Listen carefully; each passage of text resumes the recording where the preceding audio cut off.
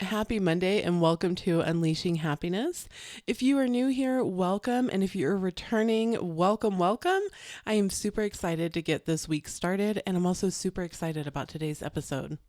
If you are new here or just need a reminder, this podcast is designed to teach you how to change your mindset, change your habits, and actually change your life. I am your host, Cecilia Hendricks, and I'm also the creator of a course called Create a Life You Love. I'm here to share my ongoing journey into self-discovery because I spent years learning about the law of assumption, law of attraction, how to actually create a life that you love, how to become the person that you really want to be, how to live a life that is actually in alignment with the life that you want to be living instead of just living the one that's kind of happening to me every single day. And then admittedly, I had so many frustrations in trying to figure out why people would say this would work. And sometimes I would get this absolute, without a doubt, like, whoa, this is amazing. This cannot be coincidence kind of thing that would work for me. And I could see how my mindset was shifting things that were happening to me in an external reality. But then I would have times where I was like, this is not working and this is ridiculous and I don't know what I'm doing. And I feel like I'm having to force being happy or force feelings of gratitude and I don't know what to do. And in that frustrating process, I actually stumbled upon learning about building habits and changing your identity through the habits and the routines that you maintain. And that as humans, even though a lot of our habits feel like they're just so solidified in us that we can't change them, that we are actually able to change them. And the more that I learned that and started to build that process into my life, I combined it. So I combined this scientific, let's figure out how to change my daily habits to be more in alignment with the person that I want to be, and the woo-woo parts of aligning my mindset and believing that my imagination truly creates my reality. And when I say that, I mean because anything that's external in my world, right, that wasn't placed here, like the grass and an animal or something like that, is actually started in someone's imagination, right? Like we don't do anything that doesn't first start in our mind. Every activity that you do throughout the day starts because of a cue within your mind. Brushing your teeth is because you were reminded that it's that time to brush your teeth. Getting a drink of water is because you were reminded that it's a time to get a drink of water. So all of these habits that we have start with a cue, you fall into a routine, and you get some sort of reward out of it. And the more that I found that I could change my habits to be more aligned with the person that I actually wanted to be and the life that I wanted to live, then suddenly it was like, whoa, everything started happening really fast and it's still happening really fast. And of course, there's things that I still don't understand or that I'm still working on. And that's part of what I'm sharing here is how to put that process that I learned to work in your life so that you can have a life that you truly love and a life that you enjoy and that you feel good and you're excited to wake up to. And also pair that with going on the journey as I learn more. And as I learn more, I'll share more. So on this podcast and in all of my content, you can expect to find truly actionable steps, tips of the ways that you can incorporate this kind of into your life and make it work for you, inspiring success stories, and ties between the spiritual teachings from mystics like Neville Goddard and Emmett Fox, paired with very practical steps to actually create a life that you love. So if that sounds interesting to you, definitely please subscribe to the show, or if you're listening on YouTube, subscribe to my YouTube channel and make sure that you stay the most up to date. You can also check out my course. I'll put the link to that below if you just want to see what that involves. And then I actually also have a free version, like a free lesson of that course if you just kind of want to get a sneak peek, see what it's about. That sneak peek actually comes with the lesson for making sustainable change and also a workbook that goes with it. So I'll put the link to signing up for that down below as well. So if you want to test it out, kind of see what it's about before you look further into the course, you are definitely welcome to. And as always, if you have any questions, definitely reach out to me. On Monday, I actually do a series right now that is kind of a mindset motivation. So I take a reading that has really inspired me, some of my favorite lectures and books, and share them out with you, the little snippets that I want to pull out. I'll let you know how you can find it yourself if you want to read the full thing. If you're not able to find it and you're struggling, send me an email. That'll be down below as well. And I will definitely help you get a hold of a copy. Today, I'm reading from a lecture that Neville Goddard gave back in September of 1966, and it is called Our Real Beliefs. I received my copy in the book I Am the Way, which will also be linked below. So Neville begins, our subject is on belief, our real beliefs. Our real beliefs are what we live by. Our life is the outcome of our beliefs. I do not mean half beliefs. We either believe or we do not. We're called upon to believe the Word of God. If I say to you, and I'm quite sure that almost everyone here believes in God, I hope that you do. And so if I said, with God, all things are possible, and asked for some reaction, everyone would raise their hand. I believe that with God, all things are possible. But suppose I spoke from the same scripture. All things are possible to him who believes. Here we have God equated with man. Now do you believe that with God all things are possible? Yes, you say. But do you believe all things are possible to him who believes?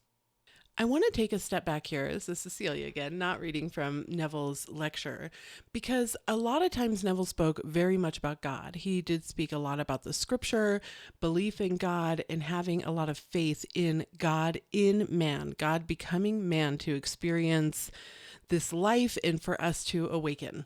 Now, when I first started reading about Neville, I really struggled to figure out how to see God in my life compared to the way that I was raised. So I was raised Catholic. I was in the church quite often as I was growing up. There was, this belief that you really had I want to call it a barrier, but I'm sure that's not how the church wants me to describe it.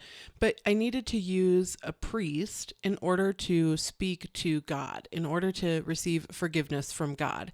And God was kind of this, overarching, all loving, all caring, all knowing being that was here. And we don't really know what the purpose of life is, but, God was there, very male, and everybody that I needed to commune with God was also male, right? So like a priest in the Catholic Church was unable to be a female. And so I had to go to males, sit in a room, tell them my sins so that they could tell me what I needed to pray in order for forgiveness. But I had to go through them in order to obtain that.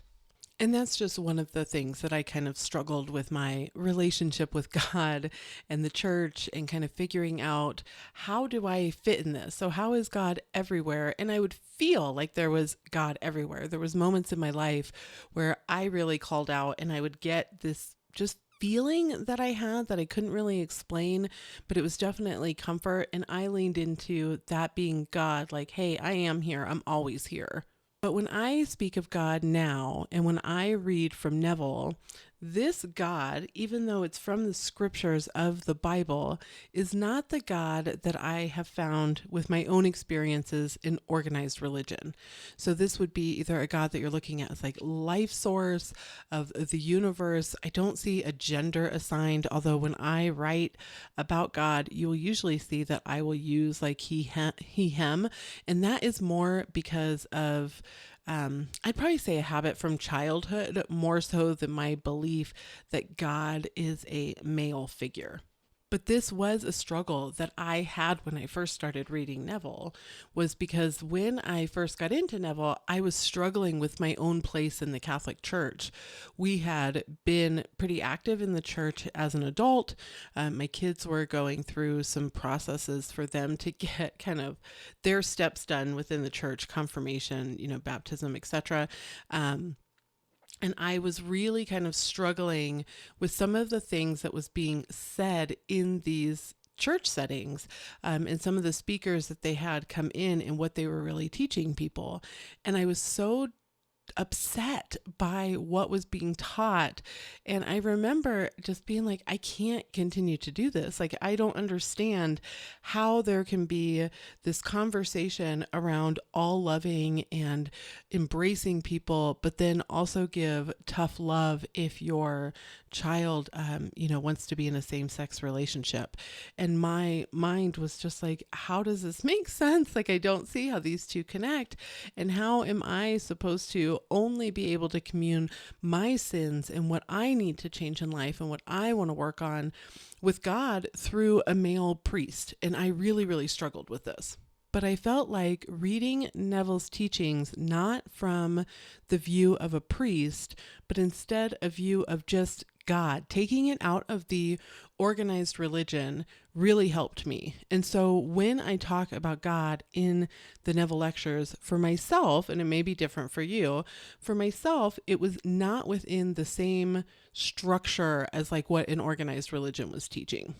So that's why sometimes when I say I use the word God, somebody else may use universe or the source, and possibly you are within an organized religion, and that is where you feel at home. It is where you feel safe.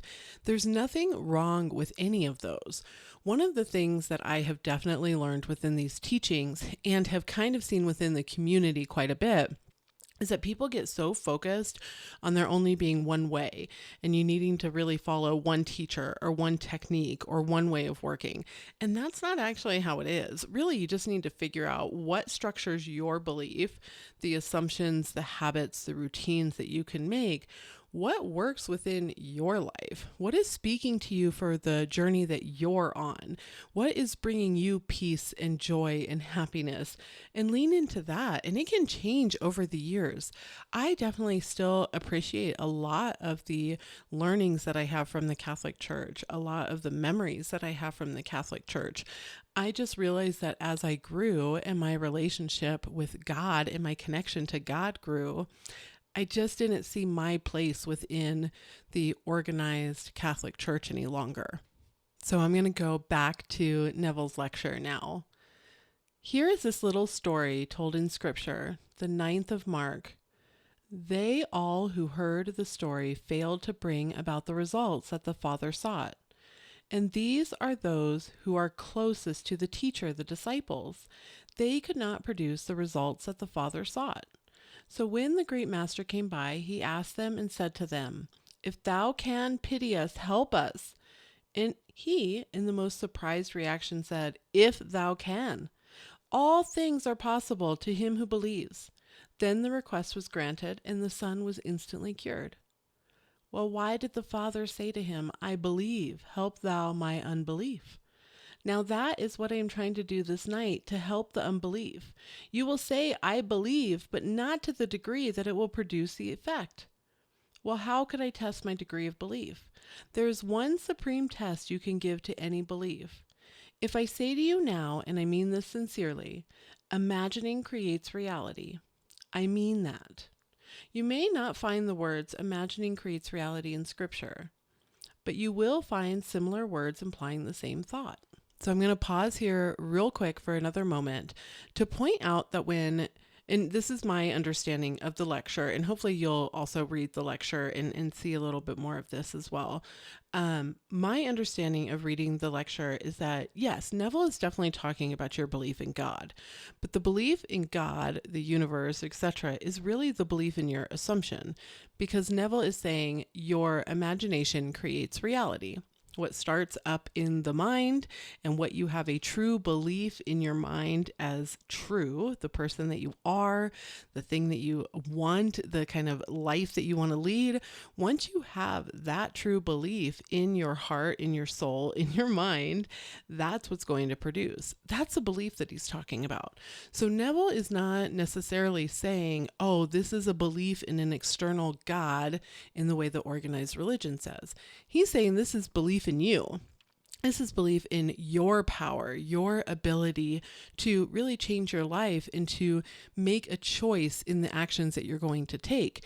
And sometimes this can be one of the hardest parts, right? Because we are naturally designed to be as efficient as possible with our brain and conserve energy, which means that as we build habits, as we build routines, we're naturally going to fall back into those regardless of whether we want to or not, but because it's an energy saver.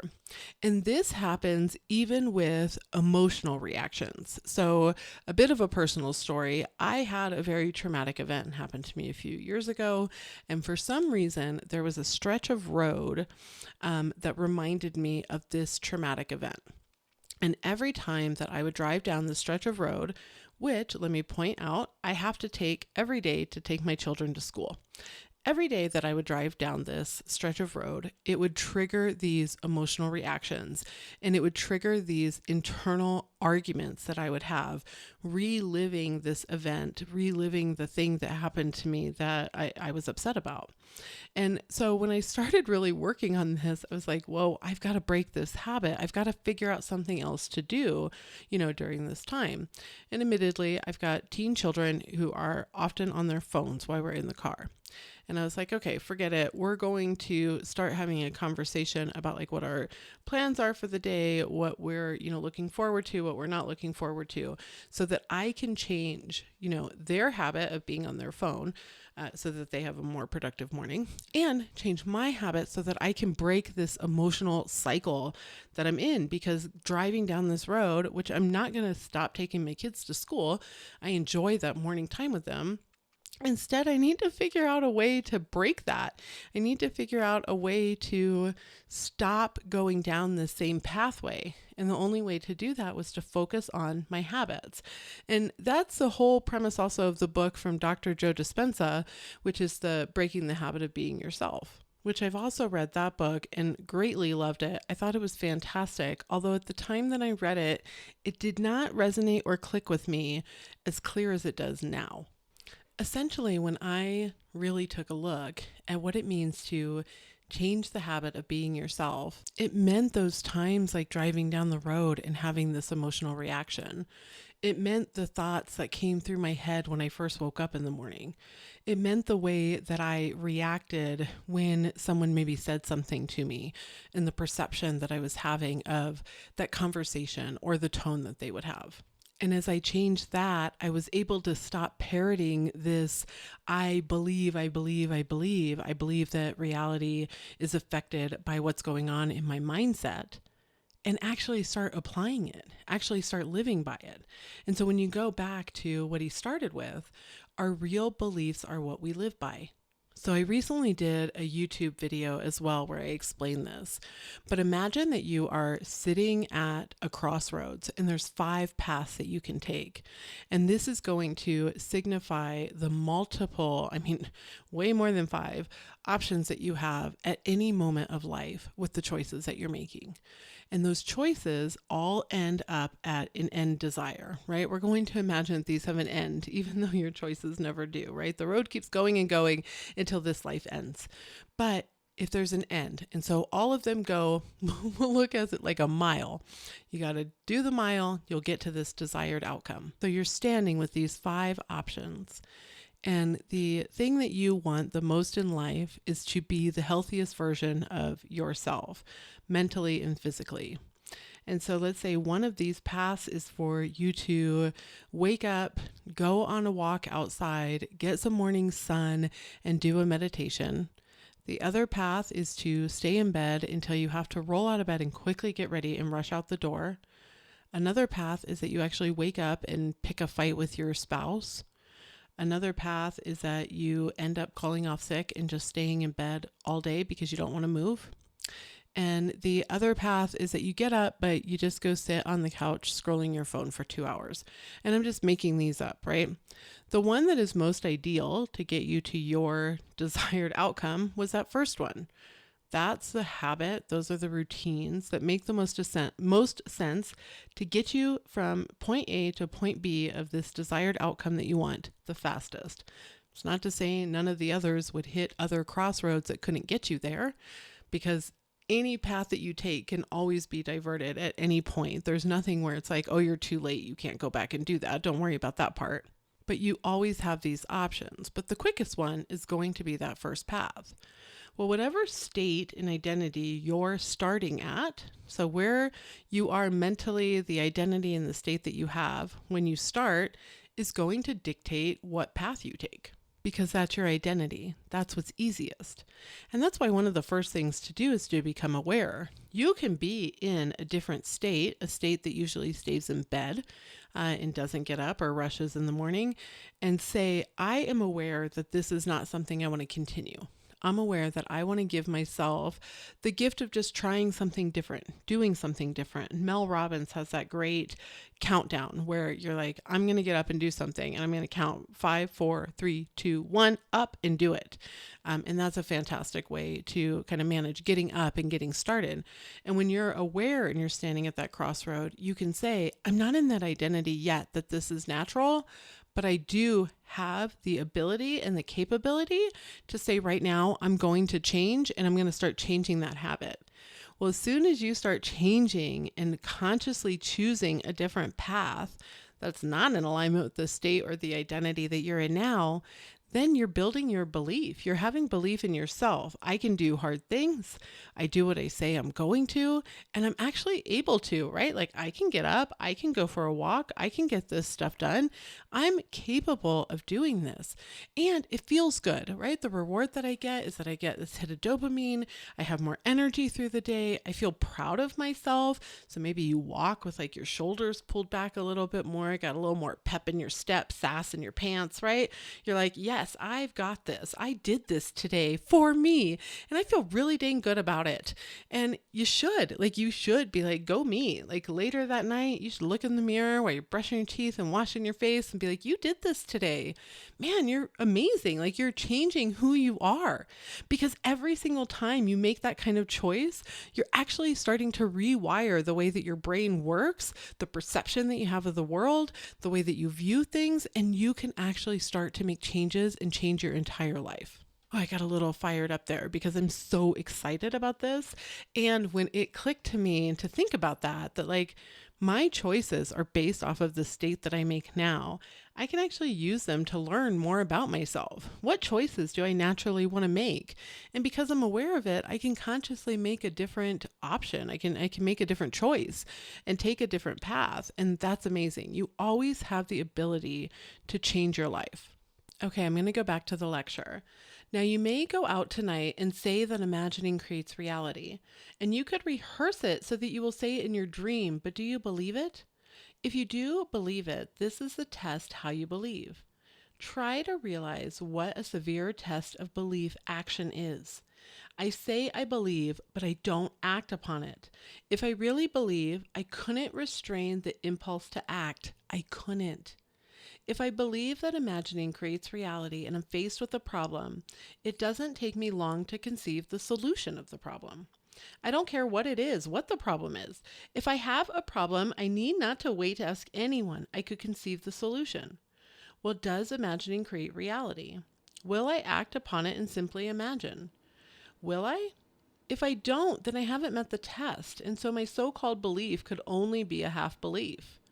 And so, action tests belief. When I am faced with anything in this world, do I act or do I exhaust all the little channels first before I act? The chances are that man goes through everything that is called a wise channel, everything. And when he exhausts all the channels, maybe in sheer desperation, finding no other place to turn, he might turn back to Scripture and then act. And would he act? If he acts, the promise is this: listen to this carefully. Whatever you desire when you pray, believe you have received it and you will receive it. That's the promise, and thy word is truth. So will we believe? So when Neville's speaking of taking action, he does not mean forcing some external action within your life. He's talking about changing your mindset, changing the assumption that you have and falling back into imagining creates reality. Now, at times, this feels like it's very much in conflict with what I'm talking about. At least I feel that way. So I'm saying change the habits that you're doing to be more aligned with this person. But here's how I see that it connects. thoughts. And I am really curious what you think. So either if you're listening on YouTube, put it in the comments, or send me an email if you're on the podcast and you want to share your thoughts, because I would like to know how other people see this as well. But to me, when I am changing my mindset, I can definitely focus on this end desired result. That's the action that Neville is talking about doing, is reflecting and focusing on the solution, not focusing on the problem, focusing on the implied solution. This happened. This would say that it had been resolved, that there was no issue any longer in my life, that I had what I needed. My end desired result is done. So what I'm saying is that during the day, when you're awake, you're aligning these habits to be someone who is already in alignment with that end result. So what you're doing is, instead of waking up and fretting over the bank account or the person who's left you on red and hasn't responded to you, and spending your day feeling frustrated and etc., that you instead are building up your day for joy. You are adding daily joys to your life. And if you're not familiar with what a daily joy is, it is that you take out a piece of paper or a note on your phone or whatever you want to do, and you write out things that you actually enjoy doing. So it could be something as simple as drinking a cup of coffee, taking a bubble bath, being outside in the sunshine, playing guitar, listening to soothing music, whatever it is, right? Cleaning, like I know I actually enjoy cleaning because I want the clean space at the end of it. So these things that bring you joy, that make you happy, give some fulfillment in life, that are usually relatively small. They can be bigger items on the list as well, but I definitely like to start with the every single day type of, items and things to do. So once you have that list, you start to consciously make effort to put that into your life. So you pick 1 to 5, however many you want, and you say, I'm going to do this today. And while I'm doing it, I'm going to pay attention to it. So I love coffee. If you're new here, you'll definitely learn this. If you've listened to me for a while, I talk about coffee kind of a lot. But I really enjoy coffee. My first cup of coffee is always the best. So I like to make sure that I spend time in the morning really enjoying that cup of coffee, not rushing through it, really noticing the feelings and the taste and the enjoyment of having this fresh cup of coffee, first one in the morning. It's just really nice. It's something that I really enjoy, and it starts my day off on the right foot. And that type of action is more aligned with the life that I want to be aligned with. It's more aligned with the person that I want to be, the way that I want to spend my life, which is relaxed and have freedom and time and not feel rushed. I don't like that in my life. And the more that I focus on these daily joys and taking the time out and really having these relaxing moments, the more that my life is starting to give me more relaxation, more freedom, less franticness. So when I say that you're changing your habits, it's to make sure that during the day, you are learning other ways to kind of manage the person that you are.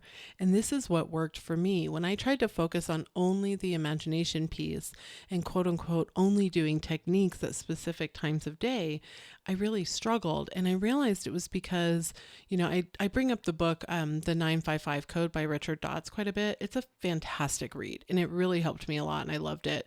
I am going to be launching on Wednesday a book bundle giveaway, and I think I'm going to see if I can find a hard copy of that book because I would like to include it. I don't actually know if there is a hard copy or if it's Kindle only, but I would love to add that book to that. So make sure you listen on Wednesday to learn how to submit to win the Christmas kind of bundle of books that I'm giving out. But so essentially, Richard Dotts says, hey, okay, so for 5% of your day, if you're doing like a technique that's focused on an actual desired outcome, or you're doing like, a meditation or focusing before you go to bed or whatever, that's great. But that's only about 5% of your day, if that. The other 95% of your day is what you really need to kind of get in alignment with. And I think when I went back and I read Neville after considering this fact and looking at my own habits, I realized that Neville really had that faith. So he talked a lot about just having the faith. Well, if you have the faith and you're walking in that faith that this is done, it is complete, there is nothing and true faith, like a true belief in this, well, then you're not doing things that are in opposition of it. The action that you would naturally take, the steps that you would take when you were at that road in life where you had the different options, would naturally be aligned with the desired outcome that you want. Well, if you're anything like me and I struggled with getting this, and I feel like I was always working in opposition of whatever this desired outcome was that I wanted, then you have to find different practical ways to start to shift your own mindset. And I found that I was able to do that by actually changing my habits. Now, I never took it to the point of saying like, okay, let's say that you were seeking a specific person and you're like, well, I'm going to align to this person, which means I'm going to text them every morning that I love them because I'm aligned with that. No, this is not what I'm talking about. That will not go well for you. But instead, what I'm saying is that if I were a loved person and I was starting from a state and an identity of being loved, how would I treat myself? I'm not worried about that person. I'm not going to reach out to them. I'm not going to send them an I love you, good morning message. Like, I'm not going to do that. I'm going to focus on me. How would I feel and how would I act during my day, my morning, etc., if I was this really loved and desired woman? Now, to me, this makes perfect sense. What I'm hoping that you'll share with me, either by emailing or in the comments if you're on YouTube, is if this is making sense to you. Because if not, I want to try to come back to it probably in a YouTube video and explain it a little bit better. I don't want to create confusion. So hopefully I am being clear in my thought process in the way that this worked for me. And I will say that by doing this, I have had many successes. I was able to align myself more with this desired outcome without forcing action to like try to make the desired outcome happen. Maybe that's the way to put it. So my actions that I take, the habits, are to give myself love, to feel internally like I am this person who has this desired outcome, not actions to try to force the desired solution to happen, where I'm like, well, I have to do this or I won't be in the right spot to run into this person, or I have to do this or I won't get, this kind of desired thing to happen, the solution to come up for me. That was a little bit of the difference. So now back to part of the lecture. It's all communion with self. It's not on the outside. You don't really pray here or pray in a church. It's when you actually withdraw from the outer world and go within and then get nearer and nearer to the wish fulfilled. Well, I have to get nearer and nearer to the wish fulfilled. So I assume the feeling of the wish fulfilled and give it sensory vividness, all the tones of reality. So everything that would be real were it true. So I'm hearing his voice. I hear, and now what is he saying? What does it mean? What does it imply? It implies that I have it. Well, then it awakens in her the reaction of having it. Believe that you have received it. It produces that feeling of having received it. That's the end of the prayer. Whatever you desire, when you pray, believe that you have received it. Well, how to persuade myself that I have received what at the moment reason is denying and my senses deny. I use all this technique, and the technique is all figurative. Has no power whatsoever. It is what it is implying. And that's the last piece of the lecture I'm going to read today. But essentially what Neville's saying is that you're going to create the feelings that you have this thing. You're going to focus on this end desired result. And you definitely want to include meditation with that. I know I talked about my course. I've talked about it here within these episodes, and I've shared ways to do this. But you can use techniques to really go into this feeling and imply that you have it. And then you pair that with the habit changes for yourself to say, yes, I'm aligned to being this type of person, but it's all within you. So you're not going to attempt to change things that are external from you. You're just focusing on yourself. How do you feel? How do you wake up? How do you spend your day? What are these emotional cycles and routines that you continue to fall into? And remember, a big key of this, and one that I have found super helpful, and I know that people I've worked with have also found extremely helpful, is becoming really curious about the ways that you're behaving, the things that you're doing, the focus that you're giving, because it will let you know what state you're in and where your actual true beliefs lie. So I hope that you found this motivating. I hope it super kicks off your day and is absolutely amazing. If you're listening on the podcast, I would absolutely love, if you enjoyed this, to either please share it out with somebody else who you think would get benefit from it. That is the absolute greatest compliment that I could get, is that you want to share this with others. And on YouTube, you can share the video as well. And then also, if you could leave a review, that would be amazing. If you are listening to the podcast or YouTube, definitely subscribe so you can stay the most up to date.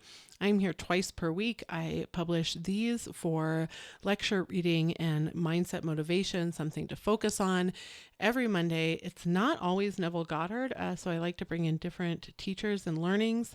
I was actually talking to Maggie, who runs the YouTube channel Neville Goddard, Neville Goddess, yesterday, and she put it really well, that she said it is the same teachings said hundreds of different ways. And that's really what it is with all these teachers. When you really look at the core of it, it's all the same thing.